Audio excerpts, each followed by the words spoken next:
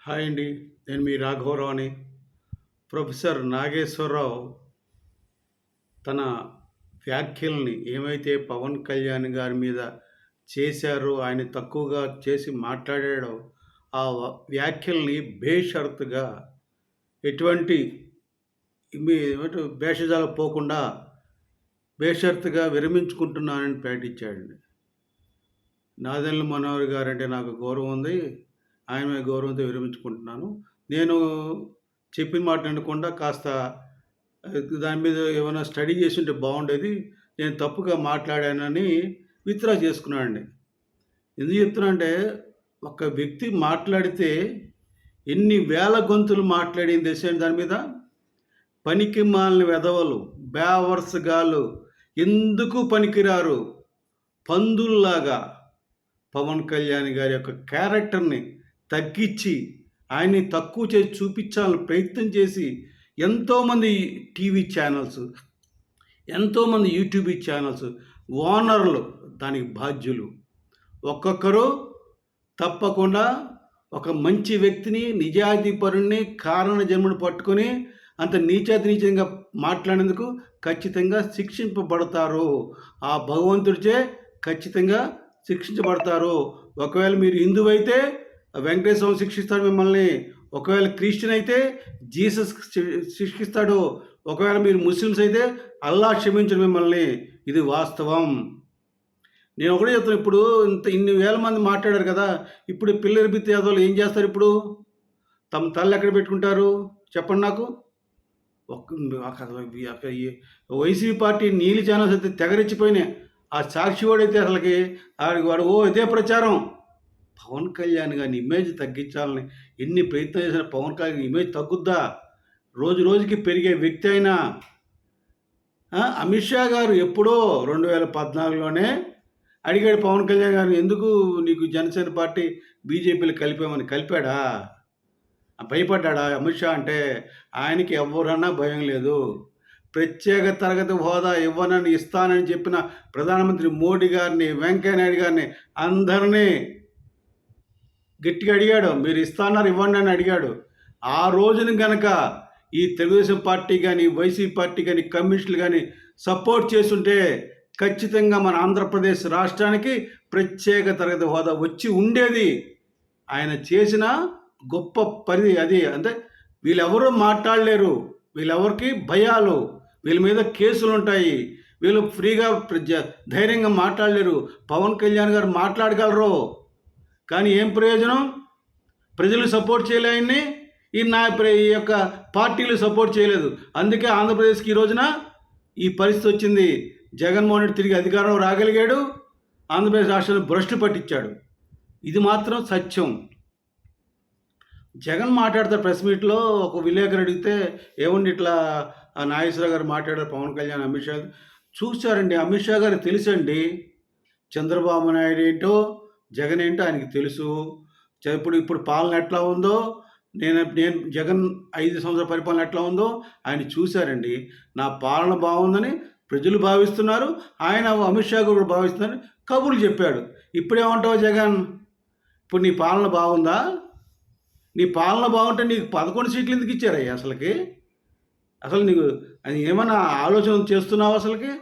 నీలాంటి నీచులు, అబద్ధాలు చెప్పేవాళ్ళు అబద్ధాలతోటే పోతారు. అబద్ధాలు ఎప్పుడు పనికిరావు. అప్పటి చూసావు ఏమైంది? నాగేశ్వరరావు మాట మాట్లాడాడు, మీరు వేల గొంతులు వినిపించారు, మీ యూట్యూబ్ ఛానల్స్, టీవీ ఛానల్స్ కొట్టారు ఒక 2 రోజుల పాటు. ఇప్పుడు ఏమైంది? మొత్తం పోయిందా? ప్రజలు నమ్ముతారు మిమ్మల్ని జీవితంలో? ఇది సత్యం. మీరు తెగ మాట్లాడారు, అందుకే మిమ్మల్ని 3000 మంది మాట్లాడారు, 4000 మొత్తం తెగ కూశారు.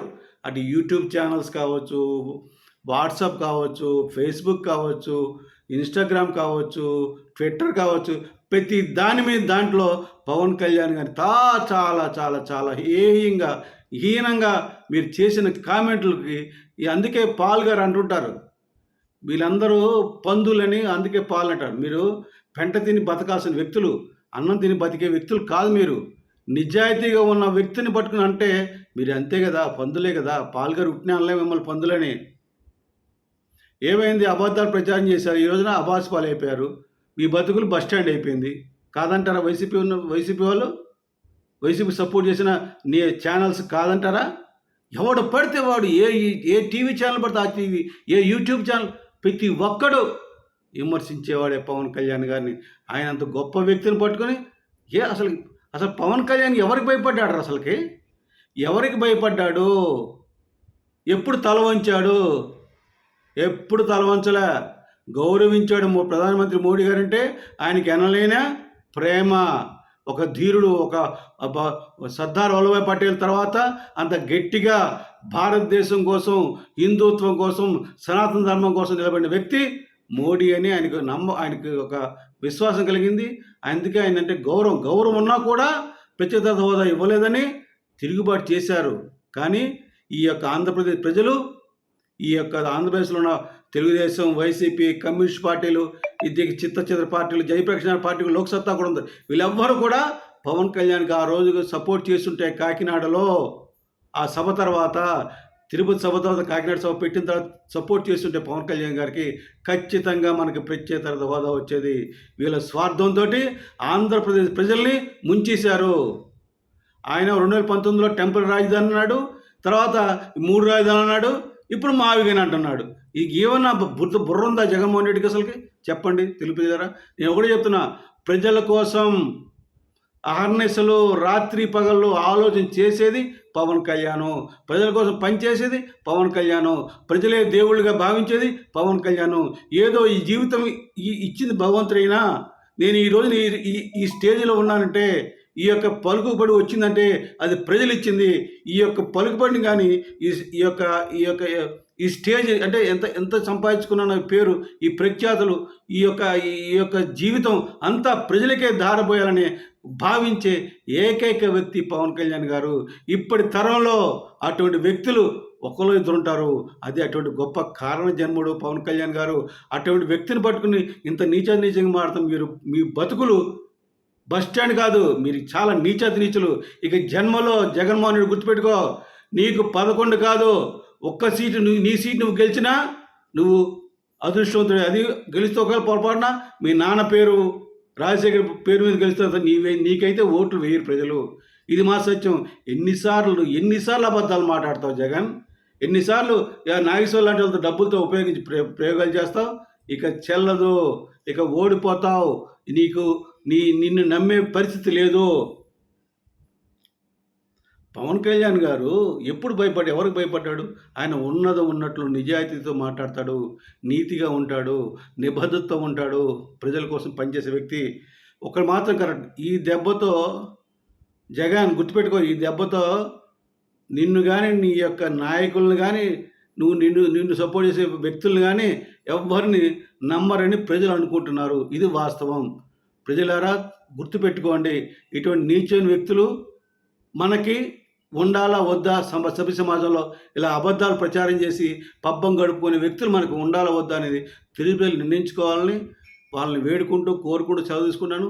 జై జనసేన, జై హింద్.